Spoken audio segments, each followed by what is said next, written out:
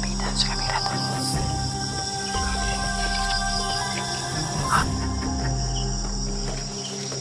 Tatasal to lang ritual. Wala, hindi na kanila yung ginagamit.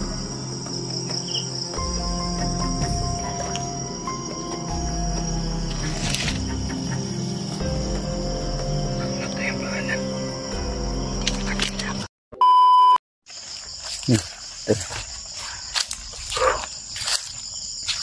Medyo madilim na. Anong area na kaya ito? Saan ka ni area aja?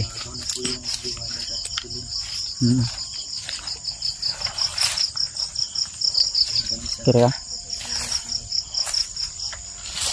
Di lang ko magpasigag suga.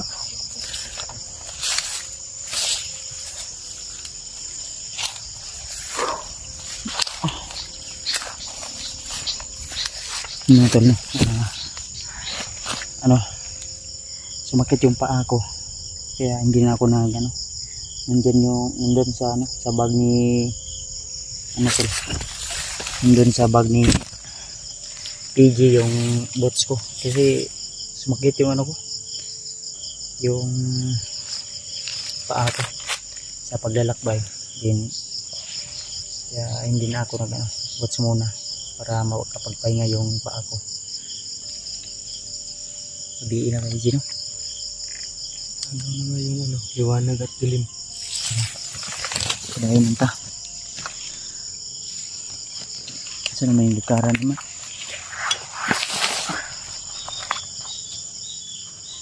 Hindi yun bangita. Maghanap kami ng magandang pwesto na pwede namin yan. Ha? Ayun na din. Ngita tayo itong siksik na lugar.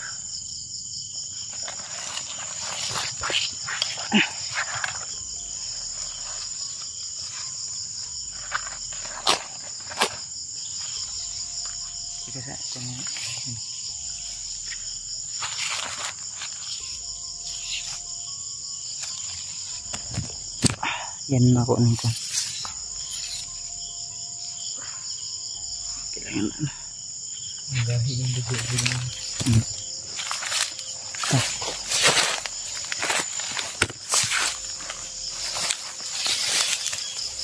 dilim na.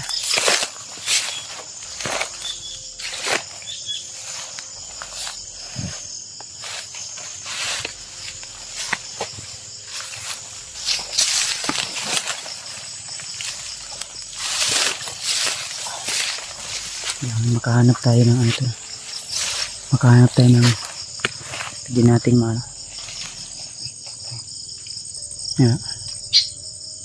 ibon yun. Makahanap tayo ng pwede natin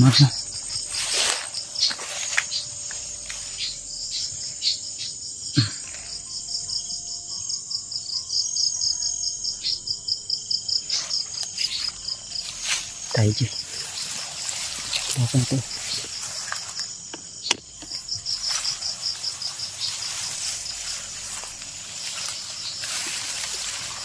Parang yan sa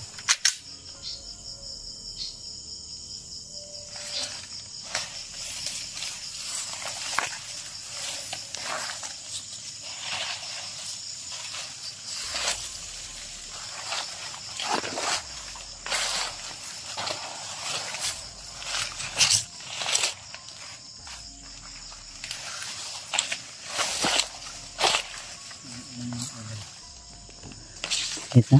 Ito na ba? Ha? Okay mo to. Diba ito pag may kalaban.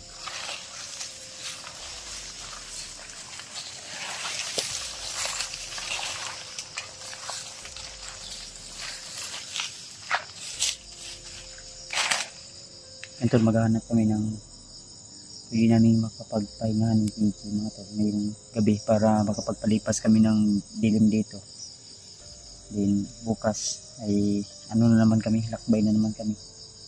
Hanapin natin yung iba naming kasamahan. Then kinontak namin sila, hindi namin sila makontak. Siguro walang signal sa kinalalagyan nila. Then may mga naririnig kaming putok kanina. Pero parang nakipagbarilan yata yun. Kasi palitan ng puto eh. Pero malayo. Hindi namin matukoy kung saan banda kasi malakas yung hangin. So ngayon eh, ang gagawin namin ni PG habang hindi pa masyadong malalim yung dilim, yung gabi, habang ano pa lang yung liwanag at dilim, nag-aagawan pa lang, ay maghahanap na kami ng pwede naming mapagpahingahan. Kasi sumakit na yung dito ko, sa paa ko. Yung akin din. Sakit na. Ingat-ingatan tayo dito. Dahil ka lang dala. Pare na. Para mabantayan ni Muglang kalaban niya. Hindi niya bitin baron.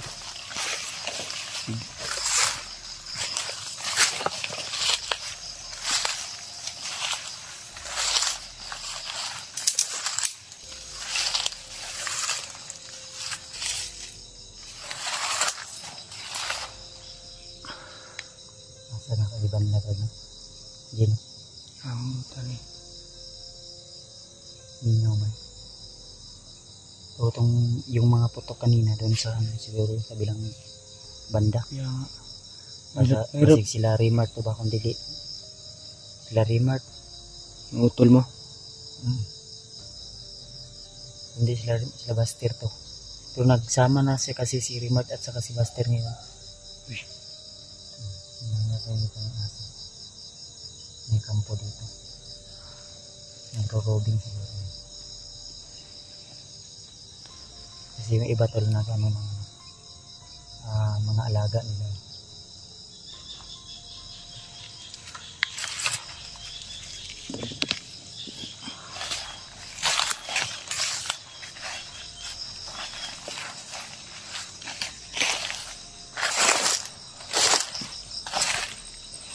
Dilim na. Nag-aagawan na yung liwanag at dilim tol. Kaya kailangan namin makahanap agad ng ano, magandang pwesto. Yan. Ibon?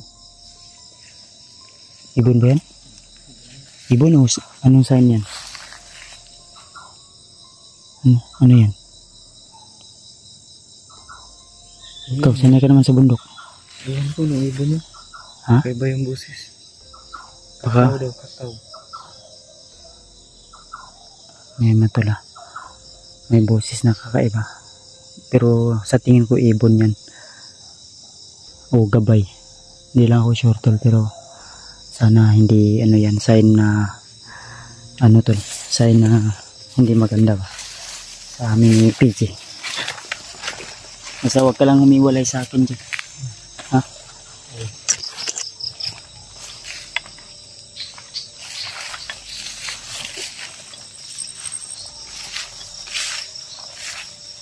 Tulog na tuloy.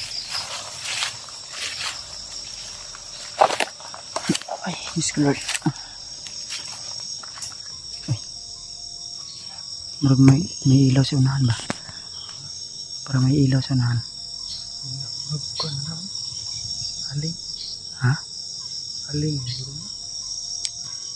May nag-ilaw sa unahan pala. Wait lang. Sige. Ha? Yan tuloy. Ha? Tingin mo siguro yan. Yung dito na ano. Ilaw tol. Santil mo. Santil mo daw sabi ni PG.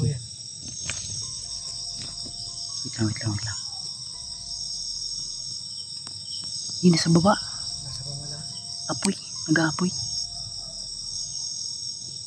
Lapitan natin. Wait lang. I-off ko lang muna yung ano. Flashlight. I-off mo yung flashlight mo, Jay. Ayan.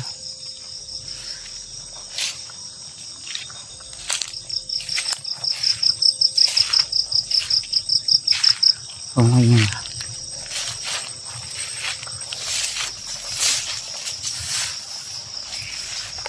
Tumahimik siya.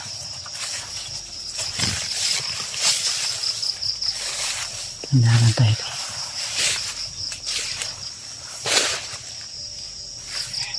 Uy, kaki. Ano yan? Ano yan? Tao. Wala na tao. Isa pa. Kagi, alas 6 na pa yan. Papalakas niya ba?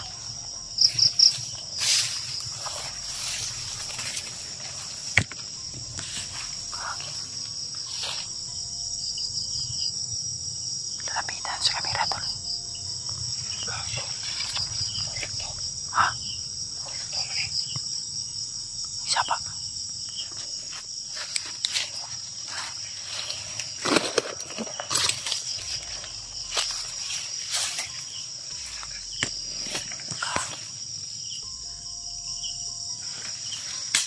Dasal tol ng ritual. Wala, itim na kanila yung ginagamit.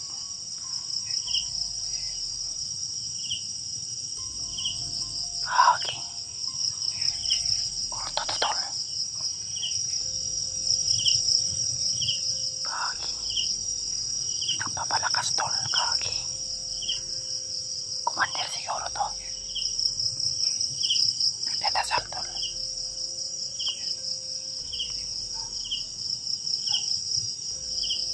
Oh my God. Diyos ko Lord.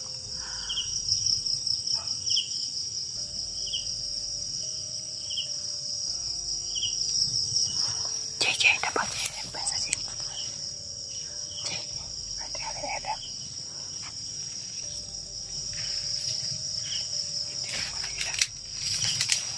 Kaya yan ako. Yan. Patil na ako.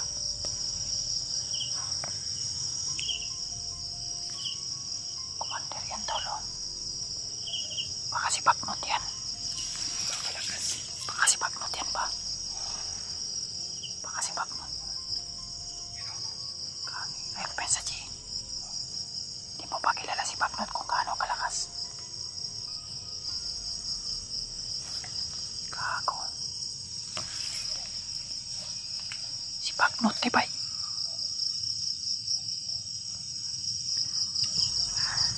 Diyos ko lang, diba yung kapanan? Ito yung kandila. Oo, gani. Kandila niya ito. Oo.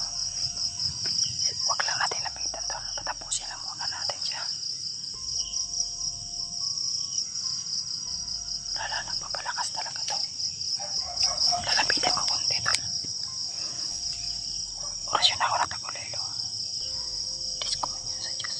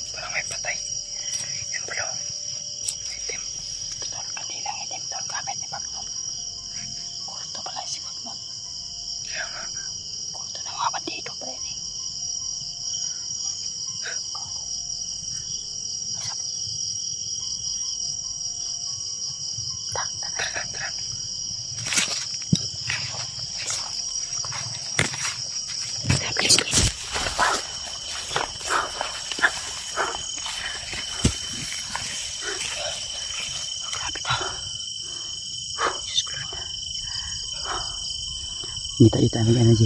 Hanap tayo talaga ng ano nito. Malayo-layo tayo dito banda. Grabe.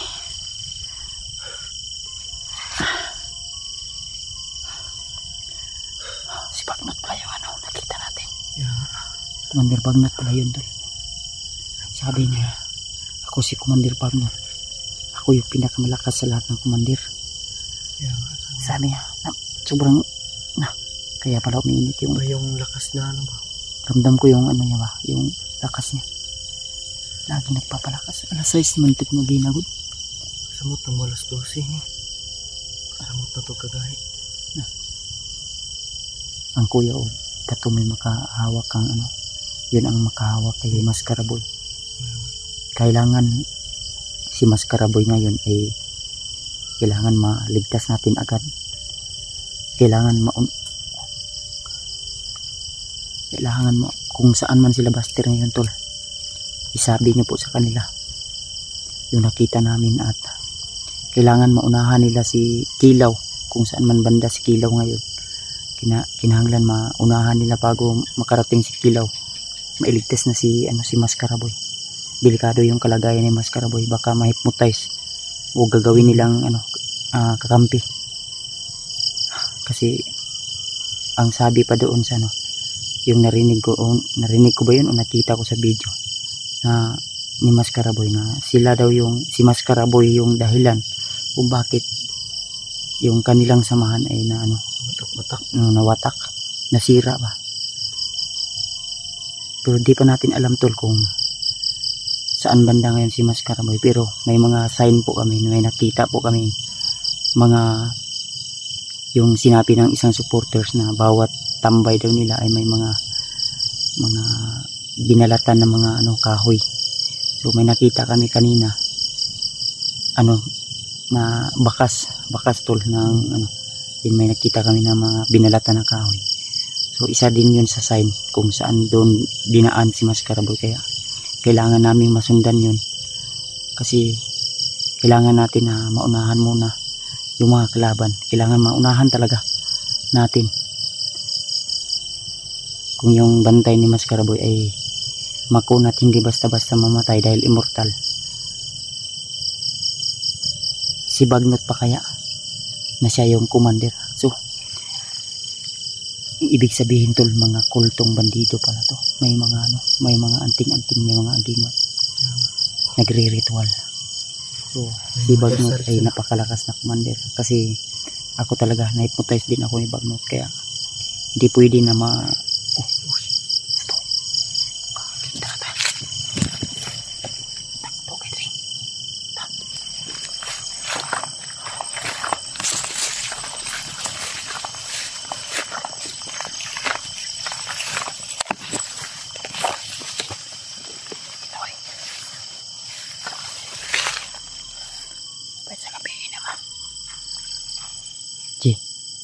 mag-uptag kamera di, mag-uptag suga. Ha? Kasi makita ta ba? Ha? Kaki, hawak. Yaso tol. Lang. Open mo kuhan niya, open mo suga. Kaki, may aso sila tol. Kaki, patay tani ron. Diyos ko Lord. Tinabi daw. Parang may ilaw sa kampo siguro na ito.